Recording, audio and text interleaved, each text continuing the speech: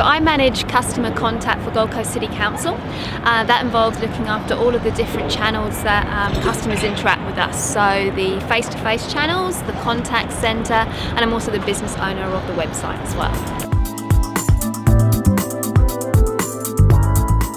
Well, at the moment, I think one of the real big themes for us is how do we create a real community within the team. I think it's always very challenging in contact centres when you're attached to a desk and you're talking to customers to really create a community within the group. So we're looking at different ways we can do that, and social media is one of those ways. So we just recently implemented Yammer, which is the sort of, they call it the Facebook for enterprise, and really using that as a tool for people to be able to share knowledge, share experiences, not just from a customer perspective, but also essentially that storytelling that helps build your culture. So celebrating the small wins and you know, talking through the challenges, and really just I guess getting that whole culture of involvement between them. So that's one of the biggest strategies that we're using. I think work-life balance is something that's always key for everyone. So one of the things we're looking at the moment is how do we get that right in terms from working from home, you know, shifts for people in terms of when they've got families, and ultimately looking for a way that we can support our people while also supporting our customers. I think it's always a real challenge is how do you ensure you get the people when your customers need them, but it also works for them as well. So those are really the key themes for us at the moment.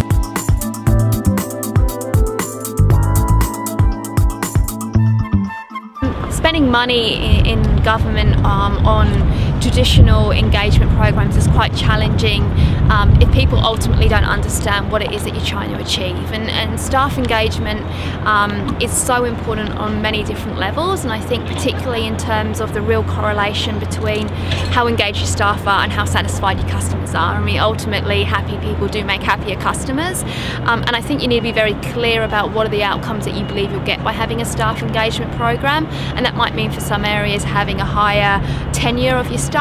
For others it might mean less sick leave or absenteeism. Others it might be directly correlated to customer satisfaction. So I think the first thing is really identifying what you think is going to be the outcome, and then using data. And you know, certainly the more quantifiable data that you have, and if you can baseline and you can show with that return investment and what you're going to achieve, I think goes a long way in helping the rest of the organisation think that it's not just the fluffy stuff, that it really does have I guess a far-reaching effect on the whole of the organisation. Look, I think there's a couple of real key themes that I think you see, and you know, shared services is absolutely the #1 theme, I think, and ultimately one of the things we're talking about with transforming as part of this conference. I think there is that use of information and sharing it across all different levels of government. I think that's really important, and as part of that, I think customer identity and sharing of customer data is going to become really hot topics. So first of all, how do you register customers before you then have that information and can authenticate them, and then how can you potentially be allowed to share that information for the customer good? And I think there's some real great wins in there. I think there's some big concerns about privacy and how you do that right, but ultimately I see it being a lot more shared service model.